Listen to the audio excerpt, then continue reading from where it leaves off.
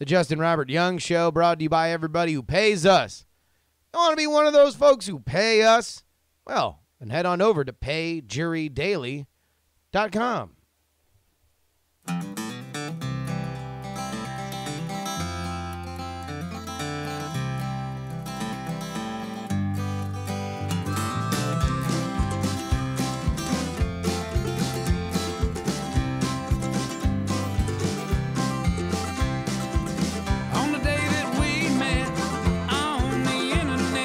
Oh, welcome everybody. Welcome to the JuRY Show. It's September 11th. If you're not in America, that may or may not mean a lot. Although I believe if you are listening to us in the UK, September 11, 2001 was also the largest loss of life at one time for British citizens as well. So this is gonna be a bit of a downer story, but there's gonna be some funny parts of it, and I'll go ahead and get into it. I grew up in Florida, and I decided to go to school out of state because I wanted to get the fuck out of Florida. Not because I don't love Florida, but because I got a restless soul. So all my places that I applied were out of state. I wound up getting into Syracuse University, so I got to Syracuse in August or September of 2001. A lot of new things were happening. For me, the world changed when my world was changing. And it happened in a couple different ways. I attended an open house for the independent newspaper there on campus, the Daily Orange. And I applied for a couple positions. There was one open for assistant news editor. And they said, well, look, you literally have never worked here before. So we're going to give you a couple stories, and then we'll see how things happen. I said, cool. So they gave me a story on Thursday. Or Friday. No, it had to be Thursday because there was no paper Friday. Did that story. Seemed to like it. And then I did another story Monday afternoon. Wrote the story. They seemed to like it.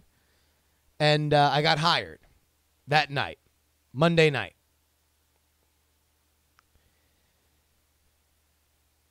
Tuesday, 9/11 happens. Now, the way that I found out 9/11 was happening is comedic in retrospect. It's something that I recall now with kind of a black comedic gradient. So I woke up, and if you've ever been to Syracuse or any real major college, there's like the student union, right? So it's the Shine Student Center is what it is on the SU campus.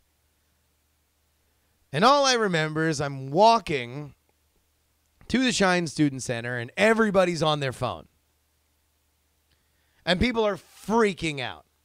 But for whatever reason, the only people that I see freaking out are what I'm going to just paint the picture in your head because it's how I remember it, were sorority girls.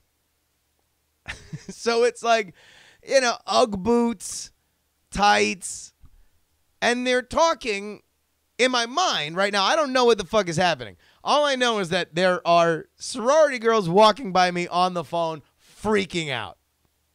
Oh my God! And I'm like, Jesus, so dramatic, these ones. So I walk into the Shine Student Center. And on the gigantic screen, because every once in a while when big events are happening or a big sporting event is happening, they'll pull down a gigantic screen at the Shine Student Center.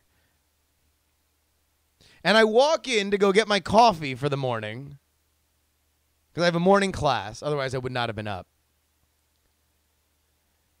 And I see that there is a plane A plane crash. Now, it just so happens that I'm there. The entire time that I'm there, there's no footage of what's happening. It's literally just talking heads talking about a plane crash. Now, look this up in our chat. Look this up.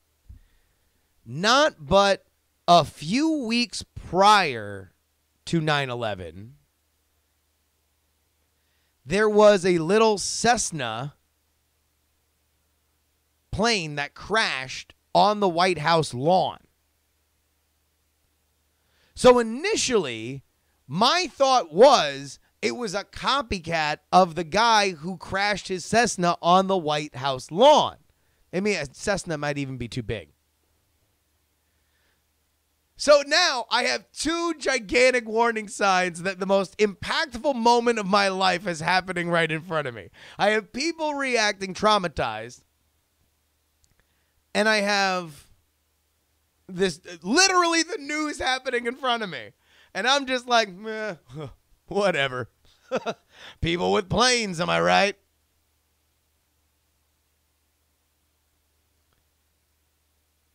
So I walk to class.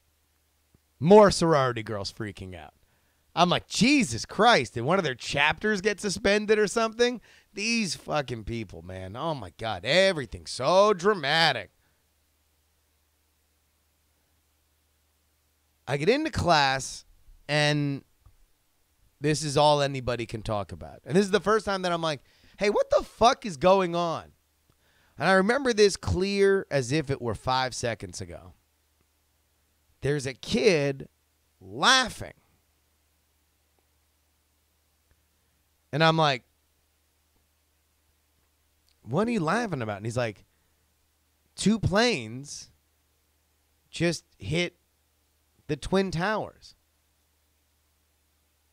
And it looks like King Kong. That's what I remember. The thing that I remember the most is this guy giggling. The first time I knew that something was happening on 9/11, this kid was giggling and saying it looks like King Kong.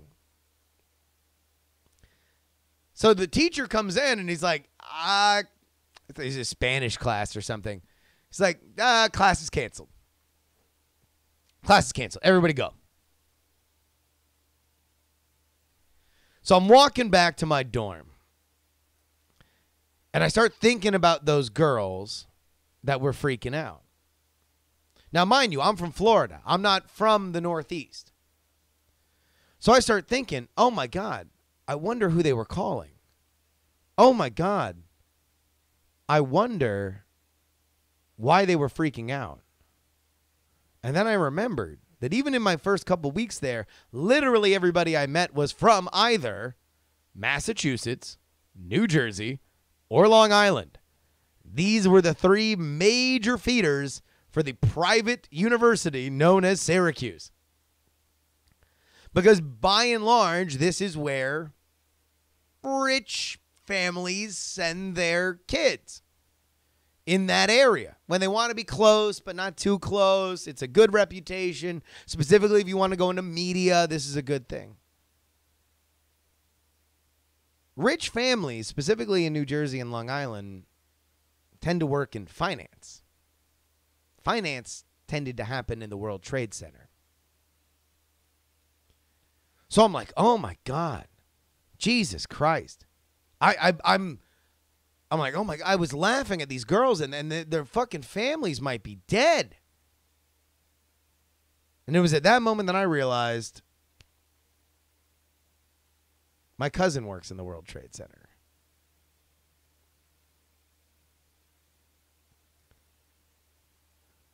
And at that point, my walk to my dorm became a run.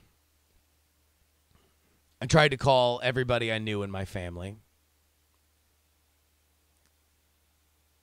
I quickly found out that my cousin was okay. He was late to work. Good day to be late.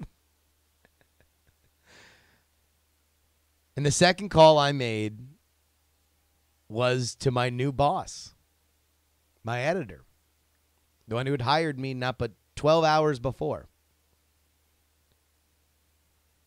And I called her and I said, so I'm going to assume that I should come into work? She said, yeah, you should.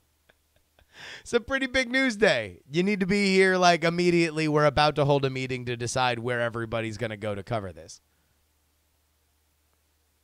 So I ran to the newspaper.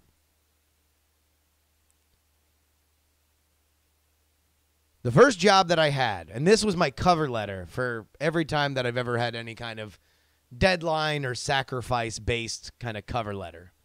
This story was my cover letter story. The first job that I was given as a professional journalist, a journalist who was drawing a paycheck for what he was doing, was for my editor to hand me a list of names and say, we need to find out whether or not these people died in the Pentagon, because at that point the third plane had hit. They are SU alums. We need to find out whether or not they died. I said, cool. All right. Awesome. How do I do that? She said, well, you look up all their names in the phone book. You call them. Okay. And what do I say? How do you? All right, here we go. I'm a professional journalist. Let's go ahead and open up the closet of secrets. How do you find out? How does a newspaper find out whether or not people are dead? Do you is there some public death registry that I got to call, and they'll and they'll spit me out a little list of names?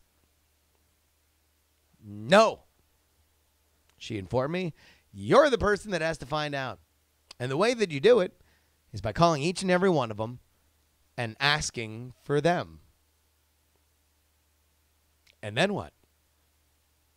Well, if they come to the phone, cross them off the is dead list. If the person tells you that they're missing or dead, then put them in the missing or dead list.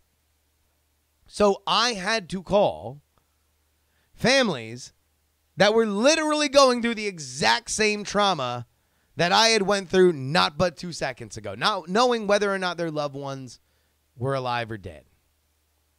I was the first thing that I ever did as a professional journalist. I worked, man, that whole day. I slept on the couch that night. In fact, I spent the grand bulk of those first 3 days. I lived and worked at that newspaper.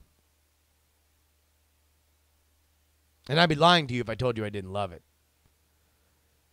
There's an element of news junkiness that comes along with being a professional journalist where you have to desensitize yourself because you can't look at things in the way that other people do. You have to be a different kind of person, or else you're not going to get your job done. And people are counting on you to get your job done. I didn't really recognize the gravity and the tragedy of all of it until I wound up going to New York for some reason. I forget what it was. And I saw New York City. And I saw those big boards they had of missing posters, which eventually wound up becoming just its own kind of graveyard. And in that moment, for the first time since, I cried.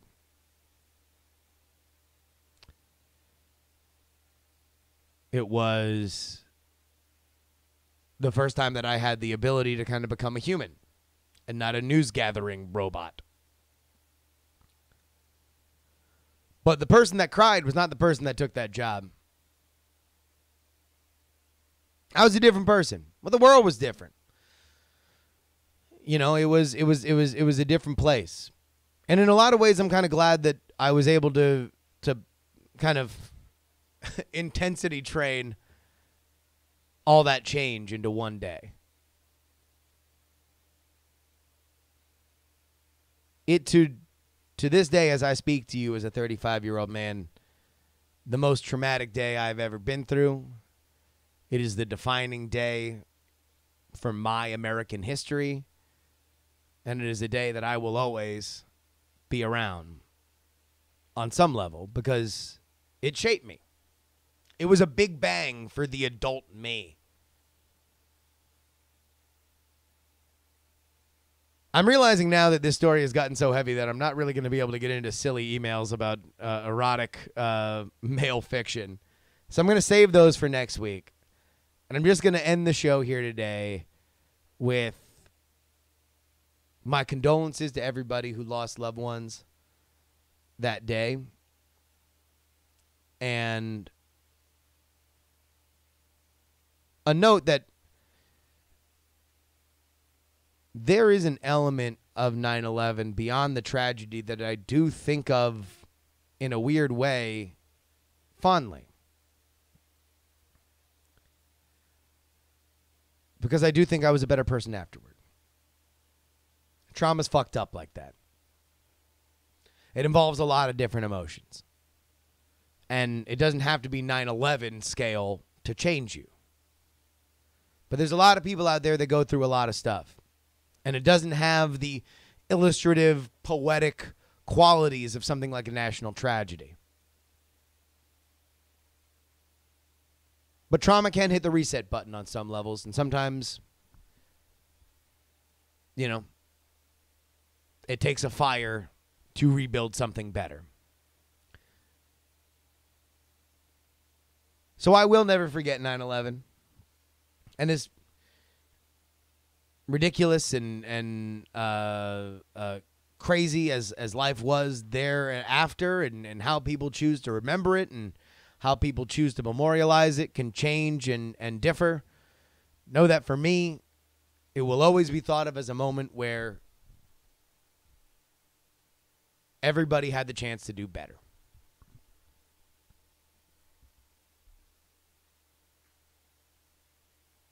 And for the Justin Robert Young Daily Show, I wish you guys a better tomorrow than today, or a better today than yesterday. And remember, please don't die.